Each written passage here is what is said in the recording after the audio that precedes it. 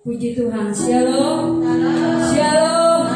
Kita adalah orang-orang yang diberkati oleh Tuhan, amin. Tuhan berikan kesehatan yang luar biasa atas hidup kita. Kita mau bersyukur kepada Tuhan. Baik jemaat Tuhan yang ada di rumah Tuhan maupun yang ada di rumah, kita mau sama-sama bangkit berdiri di hadapan Tuhan. Kita mau sembah dan puji Tuhan kita yang luar biasa. Kita mau berterima kasih kepada Tuhan kita karena Dia yang sudah baik dalam hidup kita. Dia sudah memberikan segalanya bagi kita. Haleluya. Haleluya. Bawa pujian penyembahan kita di hadapan Tuhan. Persembahan kita di hadapan Tuhan. Sembahlah kita yang luar biasa. Yesus sekali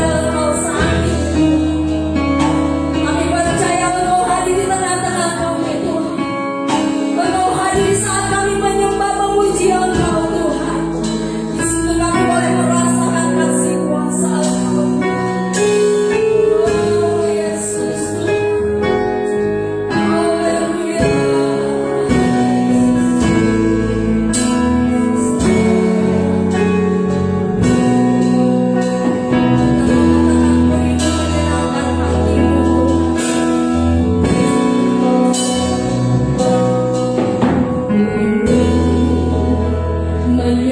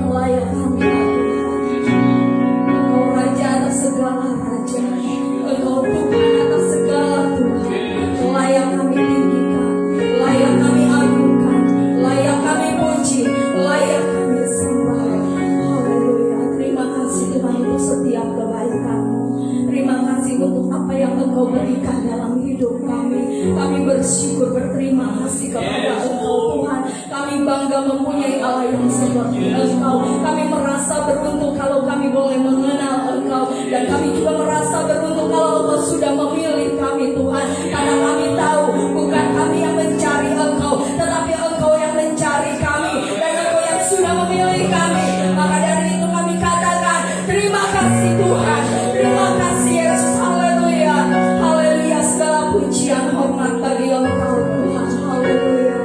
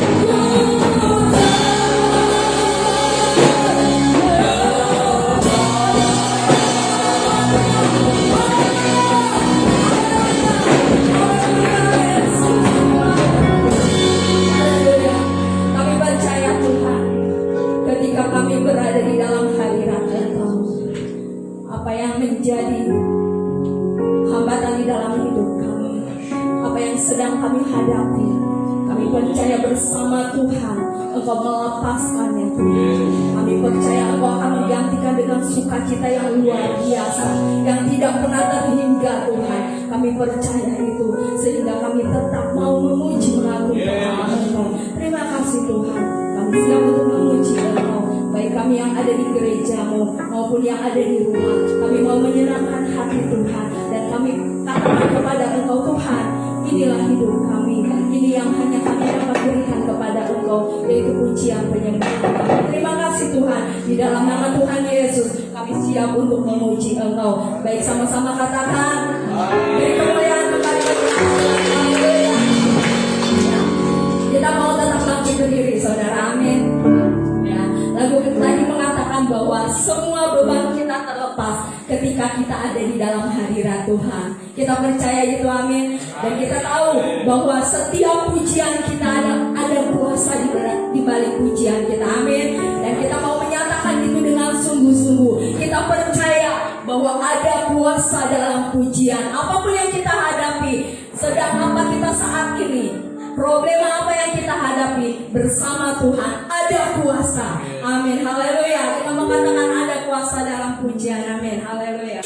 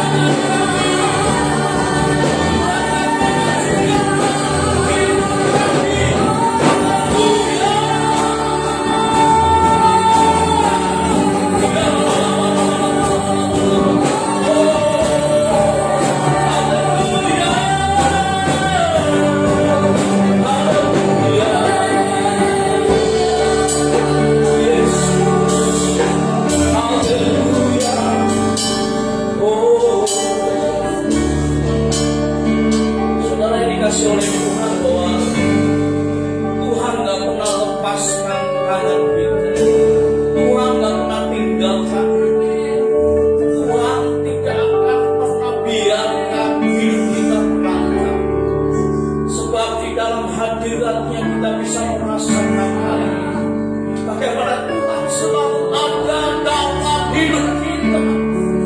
Dan kita bisa berdiam dalam hadirat-Nya dan merasakan bahwa Dia Yesus, Tuhan dan Juru Selamat kita, Raja segala raja.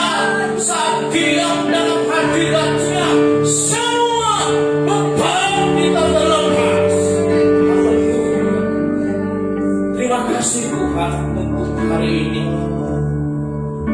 Anugerah-Mu yang berlimpah-limpah, kasih setiamu yang selalu baru, masih kami bisa nikmati hari ini. Kami belajar mengucap syukur kepada Tuhan dengan pujian penyembahan kami. Hari ini Tuhan yang tidak habis-habisnya, seperti kebaikan-Mu yang selalu ditunjukkan atas kehidupan kami. Kami ingin mengawali semuanya dengan mengatakan Tuhan baik untuk kami. Terima kasih ya Tuhan, sebentar kami ingin dengar berita firman. Sosentris, firman-Mu akan terpusatkan kepada Kristus. Karena hari ini kami tidak hanya ingin mendengar, tapi kami ingin menikmati dan membagikan bagaimana belas kasihan Kristus Yesus di zaman now. Terima kasih ya Tuhan, pemurah Roh Kudus ada di tengah-tengah kami.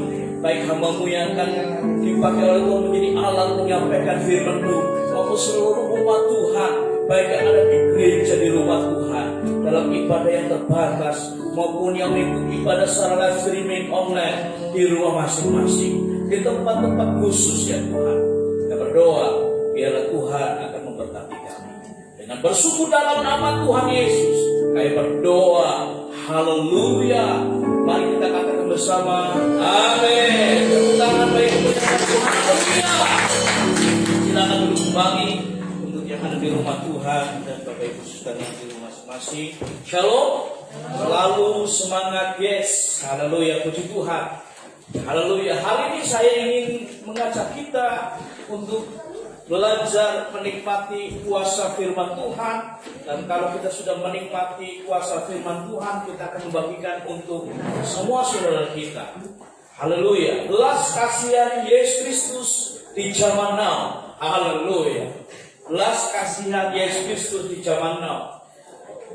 Kita kalau belajar Alkitab, bagaimana Alkitab menjelaskan secara khusus kita Perjanjian Baru tentang belas kasihan dari Tuhan Juru Selamat kita, Raja dan segala Raja Yesus, dan kita bisa melihat begitu lengkap luar biasa, ya.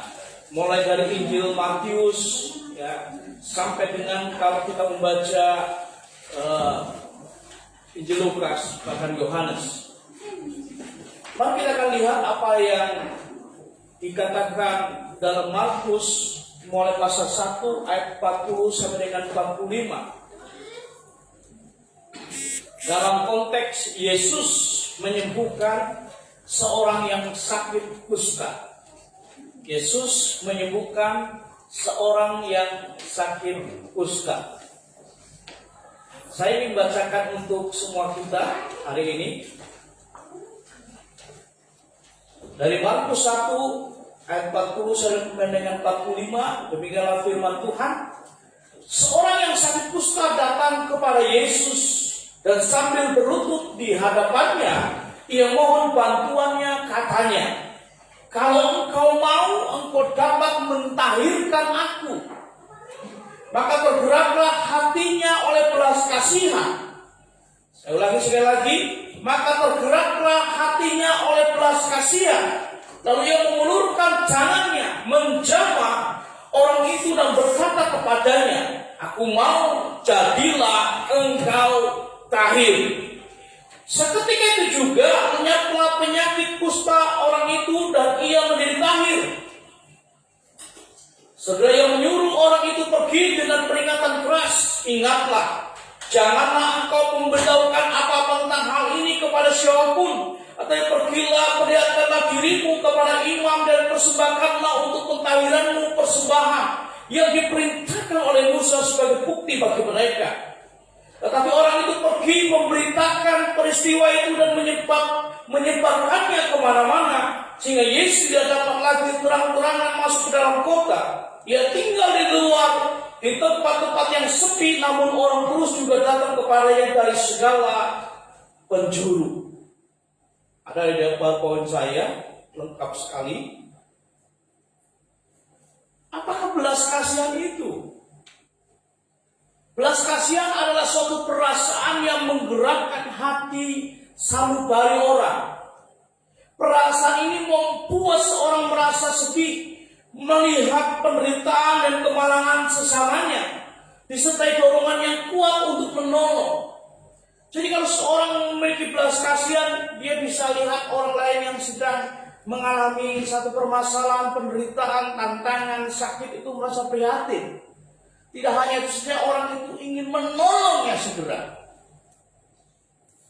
Nah, kalau kita lihat apa yang kita baru saja perhatikan di Markus 1 ayat 40 sampai dengan 45, dengan jelas secara dikatakan di dalam ayat yang ke-41, maka tergeraklah hatinya oleh belas kasihan. Tergeraklah hati Yesus yang penuh dengan belas kasihan. Jadi Yesus itu punya belas kasihan. Belas kasihan Yesus Kristus merupakan ciri khas dalam diri Yesus Kristus. Dengan belas kasihan, Yesus memiliki dorongan yang kuat untuk menolong semua orang yang harus ditolongnya dan menyembuhkan setiap orang yang sakit yang datang kepadanya. Kita bisa lihat ketika orang kusta, ya, itu datang meminta supaya Tuhan mentahirkan dia. Lalu Yesus tergerak dengan belas kasihannya, langsung menyembuhkan dia. Dan orang kusta itu menjadi tahir atau sembuh. Ketika orang kusta sembuh, Yesus memberikan dua bentuk perintah kepadanya. Yang pertama, ia harus melakukan hukum Musa, yaitu bahwa orang kusta yang sembuh itu harus menghadap imam, agar imam dapat menyatakannya sebagai orang sehat. Tanpa pernyataan resmi, sulit baginya diterima oleh masyarakat. Kemudian ia harus memberikan persembahan syukur sebagai yang diatur dalam hukum Musa itu. Kalau kita perhatikan dalam Imamat 14 ayat 1 sampai dengan 32. Nah, perintah yang kedua, Yesus melarangnya untuk memberitakan kesembuhannya kepada orang lain. Sebenarnya orang pasti bisa mengenalnya. Tanpa diberitahu pun menyadari perubahan yang terjadi pada tubuhnya.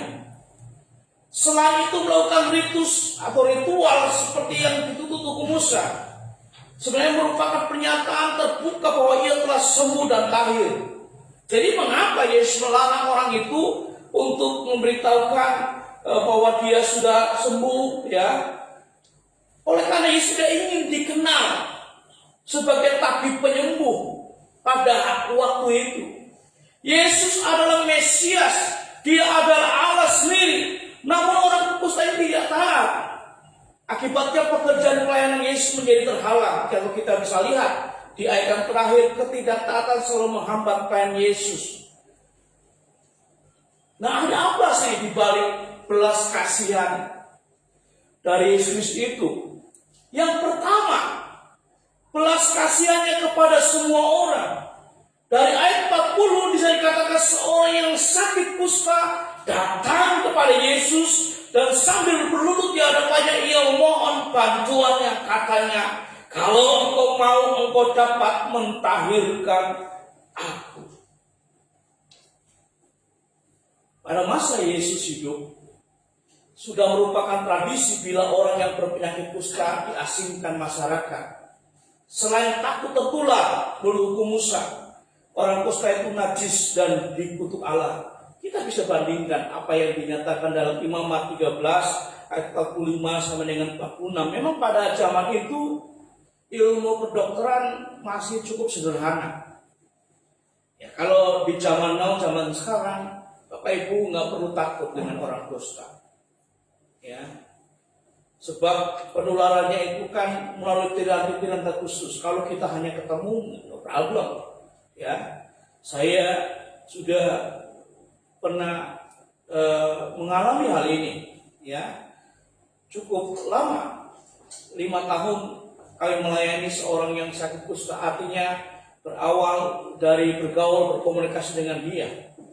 Tapi dalam waktu setahun orang itu mulai proses untuk pengobatannya, dan saya bisa lihat bahwa orang itu juga sembuh. Selain memang kami doakan. Nah, belas kasihan Yesus membawa orang-orang pinggiran ke tengah-tengah peradaban manusia. Orang kusta itu udah stigma, udah najis, udah dikutuk, gitu. Orang berdosa nanti bisa menularkan sakitnya. Jadi pada waktu itu disingkirkan, diasingkan. Biasanya mereka tinggal di pinggiran kota, di pinggiran kampung, di pinggir desa. Kalau mereka ingin ketemu dengan orang atau berjalan, tidak boleh berpas-pasan, mereka angkat tangan mengatakan, aku najis, aku najis. Dan orang yang akan berpapasan dengan orang kusta harus menyingkir begitu. Ya, sesuatu hal yang menyedihkan sekali. Nah, kalau kita bisa lihat bagaimana belas kasihan Yesus, apakah ini dinyatakan atau Yesus tergerak hatinya oleh belas kasihan kepada orang kusta? Tidak. Kepada semua orang. Mari kita lihat bagaimana Injil Matius, Markus, Lukas, Yohanes menyatakan pada waktu Yesus bertemu dengan ibu mertua Petrus, ya, di rumah Petrus, di mana ibunya sedang menggigil fever, demam. Lalu Tuhan tergerak dengan belas kasihannya, menyembuhkan ibu mertua Petrus yang demam dan menjadi sehat kembali. Akhirnya ibu mertua Petrus melayani orang-orang yang sedang berkumpul di rumah Petrus karena persiapan untuk melayani mereka. Akhirnya ibu mertua Petrus sudah sehat, sudah disembuhkan oleh Yesus, menyediakan makan buat mereka. Pada waktu Yesus menjumpai Bartimius masuk ke kota Yeriko, dan Bartimius berteriak, Yesus anak Daud, kasihannya, apakah Daud emang berpikirin? Tidak. Lalu Bartimius disembuhkan, melihat kembali ketika dijamah oleh belas kasihan Yesus. Yesus menjumpai juga orang lumpuh. Dengan belas kasihannya Yesus mengatakan,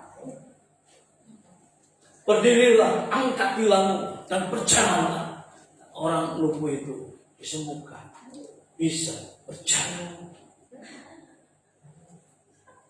Bahkan ketika di tengah-tengah masa dia harus mengajar, banyak orang berkumpul di rumah itu. Ada seorang yang sakit pendarahan, wanita yang sakit pendarahan 12 tahun lamanya. Dia mengatakan dengan imannya, asal ku jamah saja ujung jubahnya, aku akan sembuh. Dan dia menarik ujung jubah Yesus, dan yang luar biasa, oleh karena belas kasihannya, Yesus gak marah. Justru kuasa kesembuhan itu disalurkan dan dirasakan, diterima oleh wanita ini. Dan wanita ini yang sudah 12 tahun lamanya pendarahan, dia disembuhkan. Oleh karena apa? Belas kasihan Yesus. Jadi saya ingin menyatakan bahwa Yesus belas kasihannya untuk anak-anak kecil yang sakit, untuk orang dewasa yang sakit. Belas kasihan Yesus untuk orang-orang yang sakit, yang sepertinya tidak pernah dilihat, dipandang seperti orang-orang sakit kusta, orang-orang lumpuh. Bahkan belas kasihan Yesus nyatakan juga buat orang-orang yang punya posisi yang terpandang. Mari kita bisa lihat bagaimana anak Yairus yang sakit. Siapa Yairus? Salah satu pemimpin di rumah ibadat orang Yahudi. Dan Yesus belas kasihannya menyembuhkan anaknya. Wah. Bahkan Yesus belas kasihan yang tidak bisa melihat suku bangsa, tidak memandang dari mana berasal. Ketika dia masuk di kota lain, ada anak muda, seorang janda yang sudah mati. Oleh karena belas kasihannya, Yesus membangkitkan anak muda itu. Saudara yang dikasih oleh Tuhan, mari kita terima belas kasihan Yesus hari ini. Dan di dalam doa-doa kita, mari kita doakan, ya Yesus, belas kasihanmu untuk saudaraku yang sedang sakit, belas kasihanmu untuk keluargaku yang di luar kota yang sedang sakit. Amin, Bapak sekalian. Kuasa belas kasihan Yesus yang menyembuhkan tidak dapat dibatasi dengan ruang, jarak, dan waktu. Tanpa memiliki belas kasihan Yesus itu, kita tidak akan pernah menyentuh orang-orang yang terbuang dan terasing oleh masyarakat. Mari kita belajar. Kalau kita sudah merasakan belas kasihan Yesus dalam diri kita, mari kita bagikan itu melalui doa kita, melalui kepedulian kita, melalui perhatian kita. Angkat telepon dan handphone, video call. Tuhan Yesus mengasihi engkau ibu. Jangan khawatir, jangan takut. Sukacita, Tuhan menyembuhkan engkau dalam nama Yesus. Amin. Saudara, yang kedua, ada apa di balik belas kasihan Yesus Kristus Tuhan dan Juru Selamat kita? Bukan hanya belas kasihannya itu kepada semua orang. Yang kedua adalah belas kasihannya disertai tindakan nyata. Mari kita lihat kembali Markus 1 ayat 41 dan 42. Maka tergeraklah hatinya oleh belas kasihan, lalu ia mengulurkan tangannya menjamah orang itu dan berkata kepadanya, "Aku mau, jadilah engkau tahir." Seketika itu juga lenyaplah penyakit kusta orang itu dan ia menjadi tahir. Bagaimana sikap Yesus ketika berhadapan dengan orang kusta? Apakah Yesus sama seperti kebanyakan orang, "Oh, jangan, nanti aku tertular"? Ya. Banyak orang belum memiliki pemahaman yang komprehensif, pemahaman yang lengkap dan benar tentang sakit penyakit, sehingga terlalu cepat kemakan hoax. Ya, kalau orang itu sakit ini, nanti kamu juga sakit itu. Padahal enggak. Ya, masa mau doain orang sakit perut mules, ya, kita takut nanti kamu juga sakit perut. Itu keliru. Ya. Nah, mau mendoakan orang yang sakit diabetes, sakit gula, ya, takut, ya, nanti kamu juga sakit gula juga dong. Enggak. Jadi mari kita belajar. Yesus sikapnya luar biasa karena dia adalah Tuhan yang maha tahu, Tuhan yang berkuasa. Dengan belas kasihannya Yesus tidak mengusir atau menjauhi orang kusta itu. Yesus itu menggerakkan tangannya ke arah orang kusta itu lalu menyentuhnya. Wah.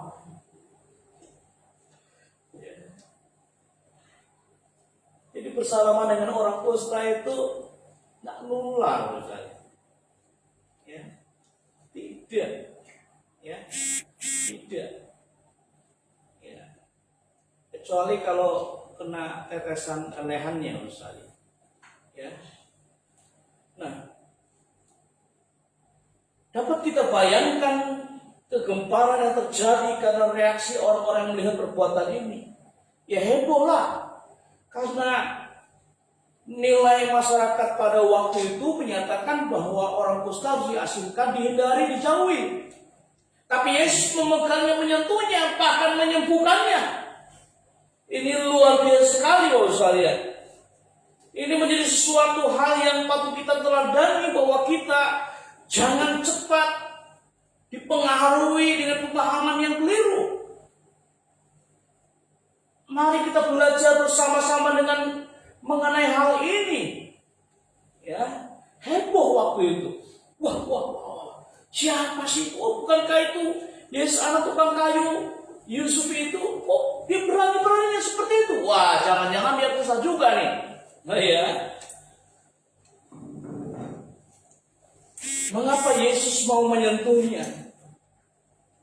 Karena apa? Belas kasihannya.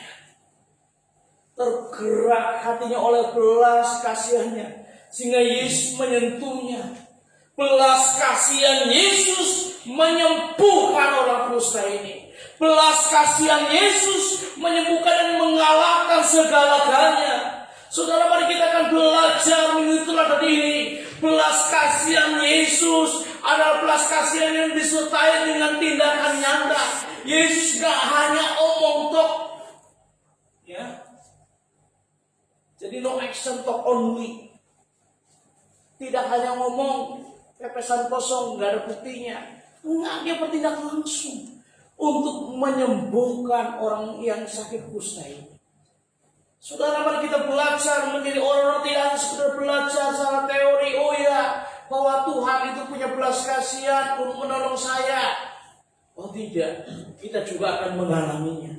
Oh, kita juga akan bertindak untuk juga kalau Tuhan berikan belas kasihan kepada saya akan mulai berdoa buat orang-orang sakit. Saya mau mulai peduli dengan aksi nyata. Saudara sekalian, masa sekarang ini begitu luar biasa pandemi COVID, dan ada banyak rekan-rekan saudara kita yang ada di antara saudara mengenalnya, bagaimana dia harus mengalami itu. Saya ingin mengatakan bahwa orang sakit COVID itu bukan karena dia berdosa. Amin. Yang harus dihindari. Terus kita sayangi, lebih sayangi, kita doakan, kita perhatikan. Ya, kalau kasihan isolasi mandiri di rumahnya, ya keluar masuk nggak boleh. Lalu makan dari mana dia? Mari kita belajar. Ya, sisihkan sayur sedikit lalu sedikit, ya gantungin di pagarnya, telepon ya, Pak, silakan Pak, ada berkat Tuhan. Amin. Ya, saya sangat senang sekali menghargai bagaimana di lingkungan rukun tetangga, ya hal ini sudah terjadi. Itu adalah ekspresi belas kasihan. Amin. Haleluya. Video call ya, nyatakan dengan hiburan-hiburan, tetap semangat ya. Jangan dijauhi, ya. Mentang-mentang dia sudah diisolasi di rumah sakit, ditutup sendiri, malah dijauhi. Jangan, saya. Kalau Tuhan Yesus dengan belas kasih mau mendekat kepada orang-orang sakit, hati kita juga harus mendekat kepada mereka. Amin. Haleluya. Haleluya.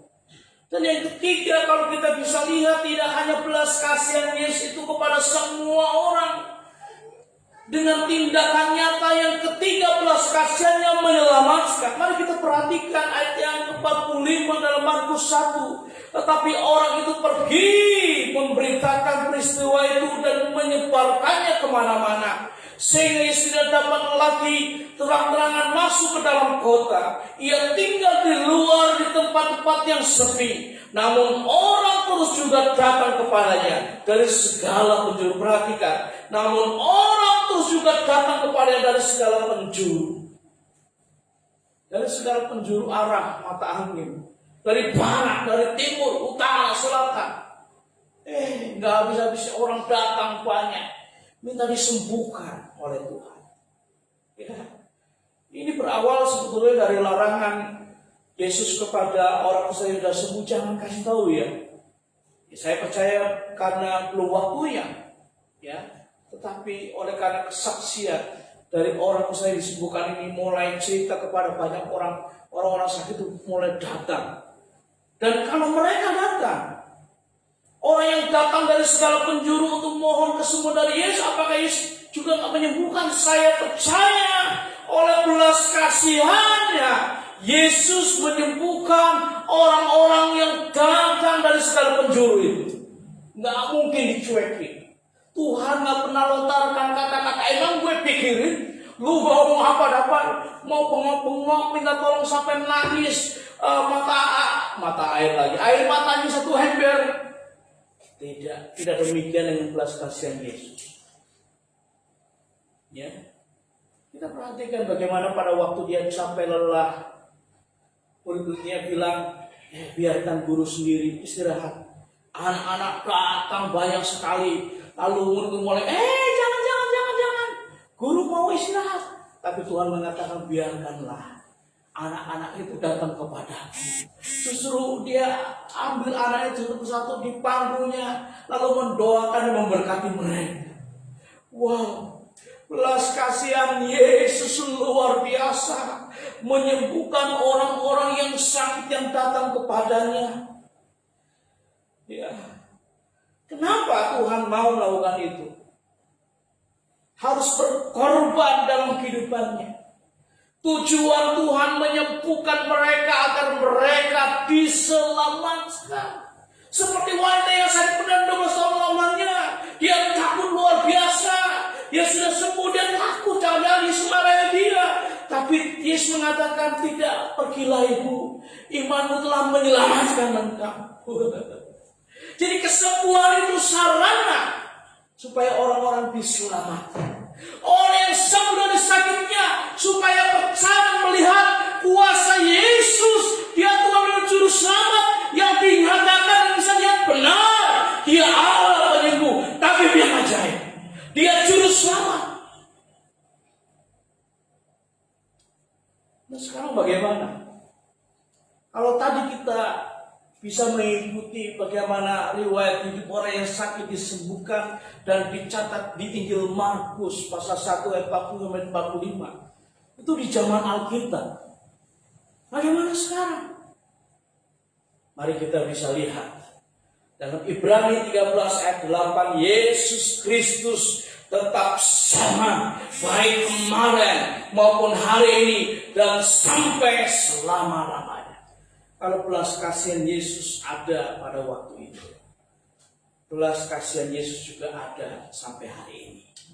Kalau Yesus menyembuhkan orang-orang yang sakit oleh karena belas kasihnya pada waktu itu, Dia juga menyembuhkan orang-orang sakit pada zaman now, zaman sekarang ini, hari ini, minggu ini, bulan ini, tahun ini. Amin. Tuhan memberkati kita sekalian. Mari kita datang kepada Tuhan. Haleluya. Ini waktunya yang terbaik. Belas kasihan Yesus, Tuhan hanya kita nikmati bersama yang percaya kepada Tuhan hari ini, yang memiliki tubuh yang sehat hari ini. Tapi belas kasihan Yesus buat orang-orang yang sakit hari ini, yang ada di rumah, yang sedang isolasi mandiri, mereka yang sedang diisolasi di rumah sakit. Biar kita bisa undang kembali belas kasih Yesus nyatakan hari ini. Haleluya, haleluya, haleluya, terpujilah nama Tuhan. Engkau Raja segala Raja. Saat kita diam dalam hadirat Bapa, maka semua beban terlepas. Oleh karena belas kasihan Yesus yang dinyatakan, saya begitu percaya bahwa kesembuhannya akan dinyatakan untuk orang-orang yang sakit hari ini. Kasih Yesus harus ada dalam kehidupan kita. Seperti Yesus mengasihi orang-orang yang sakit, kita belajar juga mengasihi mereka dengan kasih Tuhan. Saat kita mengasihi mereka, kita mendoakannya, memberikan pelayan perhatian untuk mereka. Haleluya, haleluya. Oh, haleluya. Mari kita berdiri bersama-sama. Baik di rumah Tuhan maupun di rumah masing-masing. Di tempat di mana saudara bisa berdiri, berdirilah. Kau Raja segala Raja. Haleluya. Hallelujah.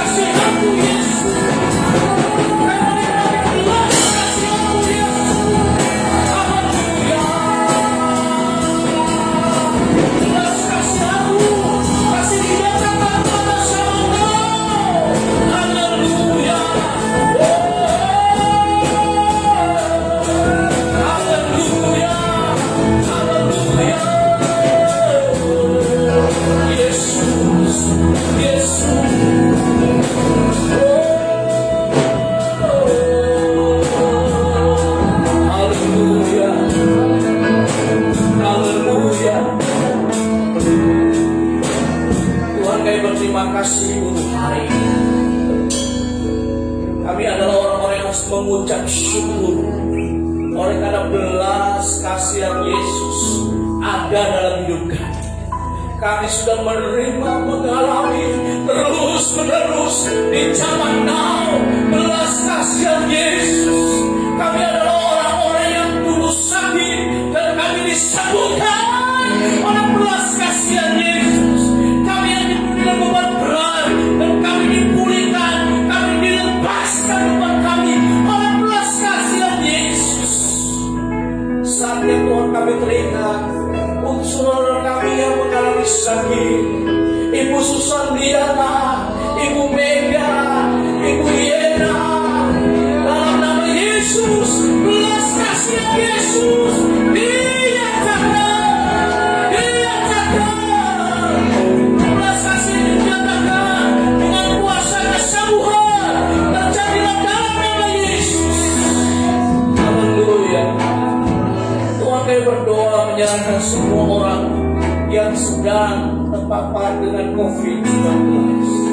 Tuhan, seperti belas kasihan kepada semua orang dengan tindakan nyata untuk menyelamatkan. Kami berdoa dalam nama Yesus untuk semua orang yang terpapar dengan COVID, baik yang isolasi mandiri maupun yang di rumah sakit. Tuhan, nyatakan belas kasihan kepada mereka. Terjadilah pemulihan, kesembuhan dalam nama Yesus, dalam nama Yesus, dalam nama Yesus. Kuasa-Mu dengan tangan-Mu yang beropak paku, ulurkan tangan-Mu, kuasa dari Yesus menyembuhkan mereka, memulihkan saat ini dalam nama Yesus. Oh Tuhan, terlebih secara khusus mereka terpapar dengan COVID, Tuhan nyatakan kesembuhan itu sehingga mereka mengatakan yes, Yesus adalah Tuhan. Kami diselamatkan. Terima kasih ya Tuhan. Biarlah teguhkan iman kami dengan firman-Mu hari ini. Terima kasih untuk firman-Mu hari ini ya Tuhan. Terangkan dalam hati kami, supaya kami bukan hanya orang-orang yang menikmati belas kasihan Yesus, tapi kami boleh membagikan belas kasihan Yesus kepada semua orang. Terima kasih ya Tuhan. Terima kasih. Kita berdoa mengucap syukur, menyerahkan ke dalam tangan kuasa di dalam nama Tuhan Yesus. Kita berdoa dan mengucap syukur. Haleluya.